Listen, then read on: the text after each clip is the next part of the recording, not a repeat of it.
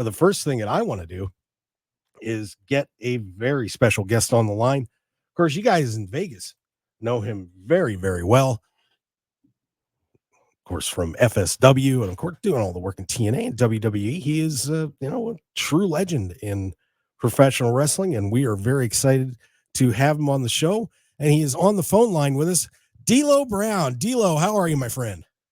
Mark, man, I'm doing great. How's everything going for you? What's going on? Well, trying to get over a little bit of a cold, but otherwise I'm doing great. So Uh, I know that feeling. Sorry to hear that. yeah, it happens. But so you don't get my silky smooth voice today. I apologize, but yeah, what are you gonna do?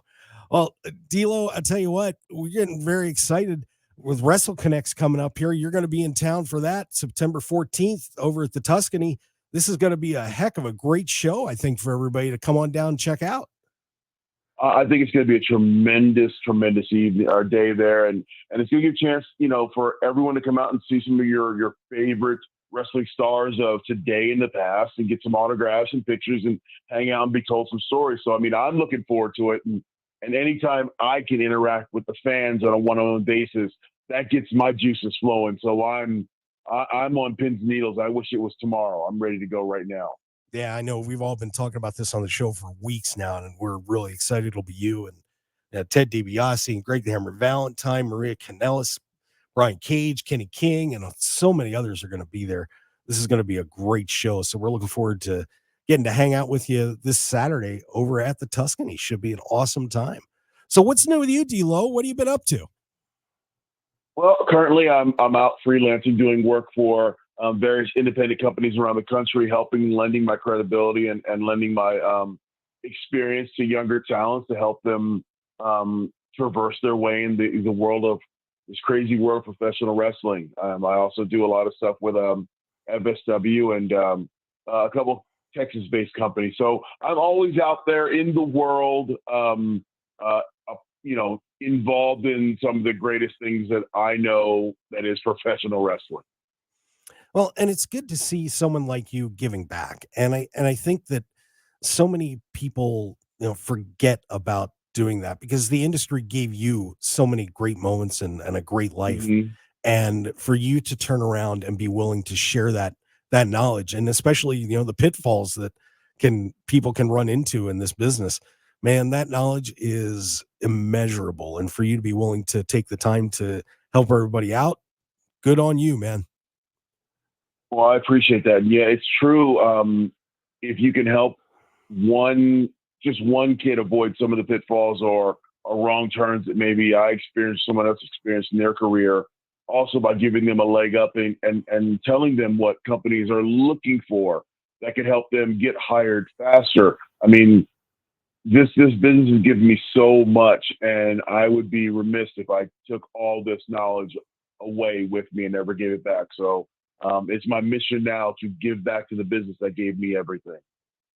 Well, and you've been a producer for a long time. Tell everybody a little bit about that job, because I think it's one of the ones that people don't quite understand very well outside of the business. Mm-hmm. So explain that job when you're hired as a producer or a road agent. Well, I mean, the easiest way to explain it's almost like an offense or defensive coordinator on a football team. You get the edict from the head coach, who is the head of the company, and then you're tasked with giving a match from a talent. And I'll go sit with that talent. We'll talk about the match, talk about the scenario that they're in, talk about who they're wrestling, and then I'll help them craft their match in a way where it can tell the best story. So we're very interactive with the talent on that match, and giving little tricks on how to get the great crowd reactions or how to do certain things certain times to get the most impactful moments. It's mostly like being like an offensive coordinator. You're handing the play down and helping the player, explain the play to the player and getting the most out of that play from that player. So that's the kind of the ambiguous job that is the road agent is. You're helping those guys put their stuff together. What is the most difficult thing to get across to wrestlers when you're putting matches together, the common mistakes that you see them make? where are the biggest pitfalls that you've found over the years? I would say, and this may sound, weird, but trying to do too much to get too much reaction out of the crowd instead of waiting for the right moment to get the most emotional moment you can. Some people just are in a hurry to get people to cheer or boo, and sometimes there is a time and a place, and a lot of people just slide right past that. So it's about timing and understanding the moment that you're in a match. A lot of people struggle with in the beginning, but when they get it, man, they take right off.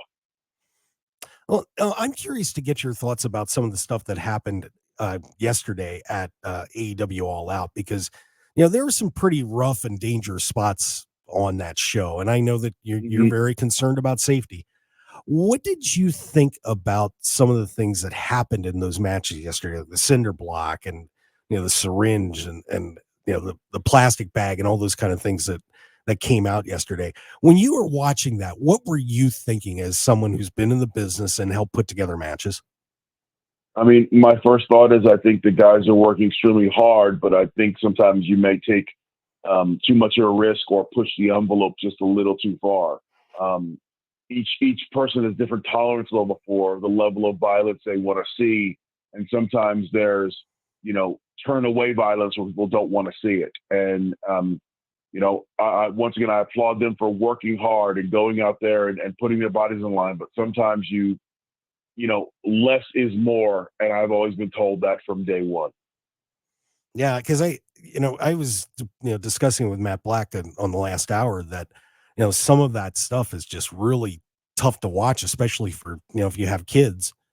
And it's, I mean, I'm okay with color in a match for sure, but some of that stuff, man, I mean, these guys are taking chances. I mean, we've seen people, I remember when Rick Rude got his back broken on a ramp. I mean, Yeah, anything can happen.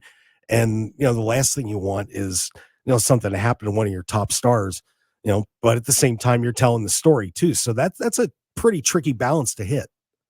it is a fine line, and I've always been out of the edict that you know I was always cautious because I know there's going to be some kid out there somewhere in the country that's going to go try this.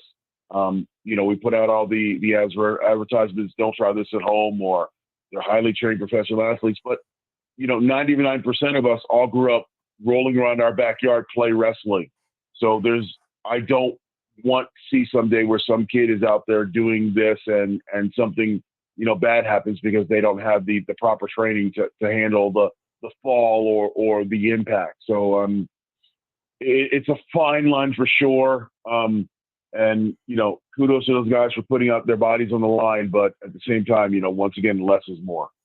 There you go. And of course, we're on with D'Lo Brown, of course, a former superstar in WWE, TNA, and really, it's funny, D'Lo, when I was just doing a little research for this interview, I didn't realize how many different places you've wrestled and how many guys that are just absolute legends you've encountered over the years, man.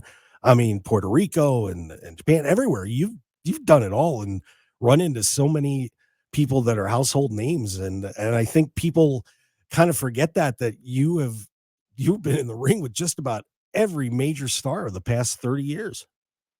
Yeah, I mean, I consider myself very lucky, and you're right. Every major star, from England to Puerto Rico to the United States to Japan to Germany, you name it, you name that top guy, and I've been in the ring with them, putting on, heck of matches all around the planet. So I consider myself extremely lucky and blessed that I was given the opportunity to be in the ring with such high caliber talent, and that's really what helped craft me as a talent is being in the ring with those guys. So I feel like sometimes I'm the Forrest Gump of wrestling because wherever you sit, whenever you put on a videotape, there I am, and you're like, I didn't know he was there.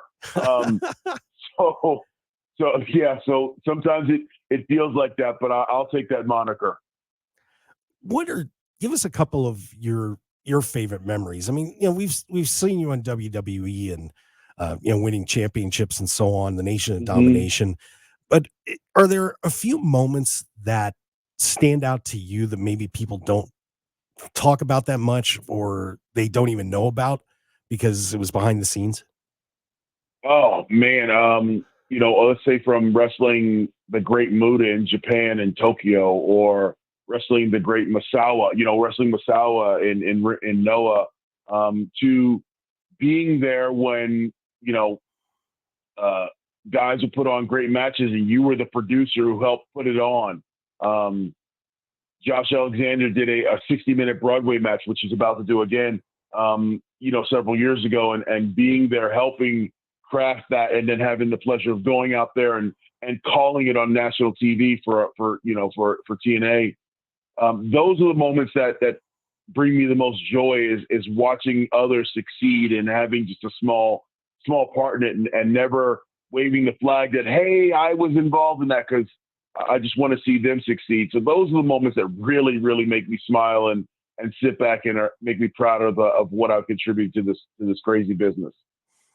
How difficult is doing color commentary in pro wrestling? Because, man, I'll tell you what, you have to have so much knowledge and the homework that goes into it. And of course, we see you do it at FSW, done TNA and other places. Tell us about the work that goes into that job. Well, here's the one thing that I've always taken pride in is, for me, yes, there is work. It's studying what's going on with the talent, knowing the storyline that they're in. But I always tell people it's very easy to talk about something you love. And I've loved pro wrestling since I was 9 years old. So the history of wrestling is in my head. So when I'm doing color commentary, I'm just talking to that 9-year-old kid inside of me that has been in love with wrestling. And I'm just letting that kid talk about what he sees in front of him. And that's where I come from, that place of joy when I talk about wrestling. It's like, this to me is the most entertaining, physical form of art that has ever been on this planet. And I've been lucky enough to be part of it for so long. And now I get to watch it and tell people about what I'm seeing. So yeah, there's work that goes in, but a lot of that comes from the heart. And that's when I think when you speak from the heart about something you love, people tend to listen. And of course, we know you very well here in Las Vegas from doing your work on FSW. What has FSW meant to you? I mean, that's certainly been a very integral part of your career recently. Yeah, I mean, from the day I moved to Vegas, it was a place where, we call that the lab. It's a place where you go and you learn your craft. And when you can interact with those young talents who are on, day one, day two, 1 year of their journey. And you can see, because you were in that same spot many years ago, you can look at that fire in their eyes. And it means a lot to me to be there and help them and give them that, inspiration, motivation. And I would have killed to have someone with 30 years of wrestling experience standing there with me in the locker room, give me that last bit of advice where I go to the ring. So I take definitely a bunch of pride in that. I love being the Uncle Phil of wrestling, where I'm there giving that last piece of advice to everyone, and being firm but fair, but letting them know I love them, but come on, you can do better. So it means a lot to me to have that opportunity to give back to those kids at that level, and then to watch those kids grow. And then to see them, let's say a Chris Bay, watching him walk through the door of FSW, to being there when he signed his TNA contract, to watching all his success on TV. I mean, that's a great ringside seat, if I say it myself, to watch someone's career go from day one to winning championships. That's pretty cool. Yeah. And, you had a pretty quick rise as well. I mean, a few years in the business, and, we were doing some dark matches and stuff. And all of a sudden you're hanging out with a Nation of Domination. If you could go back to where you were then, what would you tell yourself?